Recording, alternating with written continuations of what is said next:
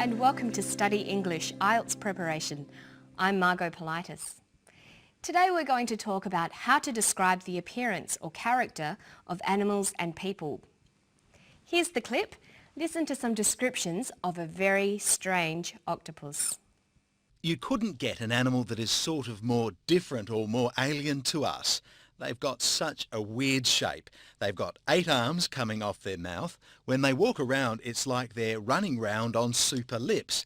They've got a head in the middle of their body. They've got a donut-shaped brain. They've got 3 hearts, blue blood and jet propulsion. And they've got a bag on the back that they stick all the body bits in. So octopuses have weird forms, and they have lots of really unusual behaviours as well, like high speeds and camouflaging. I think the reason that octopuses have ended up having such weird forms and all these different sorts of behaviours is because they're a really good meal. They have no bones, no armour, no poison and no spines. They're popular prey, so they have to be very fast and clever at squeezing through tiny holes and really good at hiding from animals that want to eat them. So having to get away from their predators in the sea has made them evolve into amazing creatures. So they certainly are very strange creatures. Let's begin today by talking about how we order descriptions. When you write something down, you will have already thought about what you want to say. The next step is to decide how you want to structure your description. Today's description of an octopus starts with an interesting statement telling us how strange and unusual the octopus is compared to humans. This is to attract the attention of the reader or the listener. Let's listen. You couldn't get an animal that is sort of more different or more alien to us. They've got such a weird shape. Then the description focuses on the appearance of octopuses, the way they look. They have a weird shape. Which of the octopus's characteristics is described next? So octopuses have weird forms, and they have lots of really unusual behaviours as well, like high speeds and camouflaging. He talks about the behaviours of the octopus. So he begins by talking about the way an octopus looks, and then he talks about its behaviours, the way it acts. There are many other headings we could use to organise a description of something. For example, if you want to describe a person, you might think about their age, height, hair, eyes, face, skin, or other features. For example, how would you describe this person? She has brown hair and brown eyes. Her face is long and narrow. Her skin is tanned. We could also say that she is of average height and has a slim build. You might even want to guess how tall she is. In Australia, we use centimetres to measure height, but many people still use feet and inches to describe height. So we might say she is 5 feet 6 inches or 167 centimetres tall. Have a look at these pictures. Which person has brown hair, blue eyes, a round face and freckles? Well, they both do. Which person is a teenager with long, straight hair and big eyes? Which person is middle-aged with frizzy hair and glasses?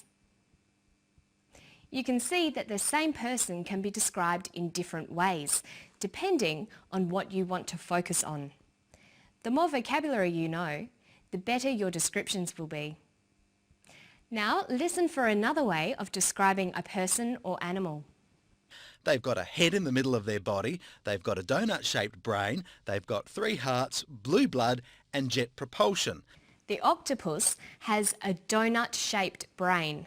There's not many people you could say that about. But when describing things, it can be useful to compare something with a common shape. So a person might have an oval-shaped face, almond-shaped eyes and a pear-shaped body, like this. But what if you don't want to describe the way a person looks? You might want to describe someone's personality or character. Let's hear more about the octopus. They're popular prey, so they have to be very fast and clever at squeezing through tiny holes and really good at hiding from animals that want to eat them. So having to get away from their predators in the sea has made them evolve into amazing creatures. He describes the octopus as fast, clever, good at hiding and amazing. When we are describing someone or something, it's a good idea to make a list of headings to help organise the description. We can talk about intellect. A person might be clever, wise, bright, smart, foolish, or even stupid. We can also talk about a person's attitudes towards life.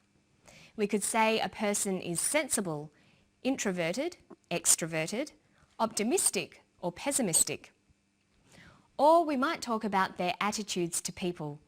Are they polite, generous and kind, or are they impolite, greedy and mean?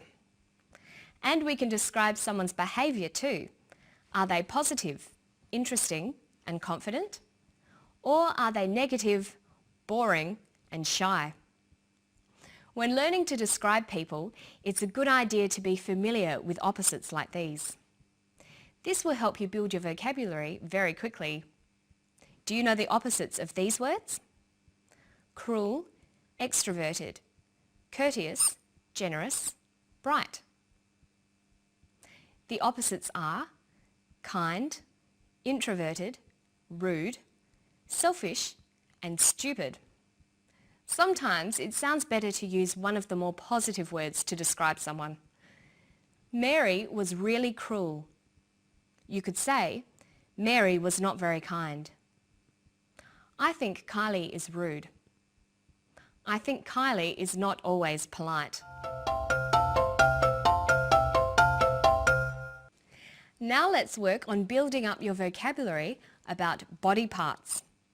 We'll begin by listening to the clip again. Listen for words that describe the body parts of the octopus. They've got such a weird shape.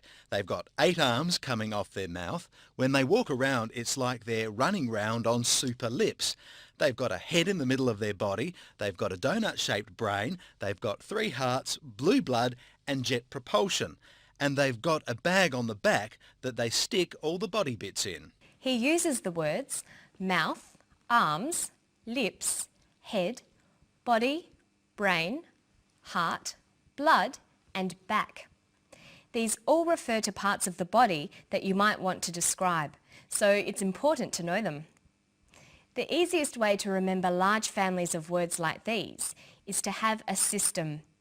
You should organise the words by association.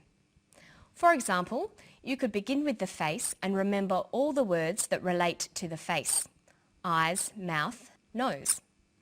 Then you could work on the body and all the words that go with it: spine, blood, bones. And then you can do this for the head, the legs, the arms. Rhymes can also be helpful when you're trying to remember new words. A rhyme that Australian children learn in school is head and shoulders, knees and toes, eyes, ears, mouth and nose. Or maybe you could try to find words with similar sounds and group them together. Practicing them can also help with pronunciation. Some good examples are ch words, chest, chin and cheek, or K sounds, ankle, skull, back and knuckle.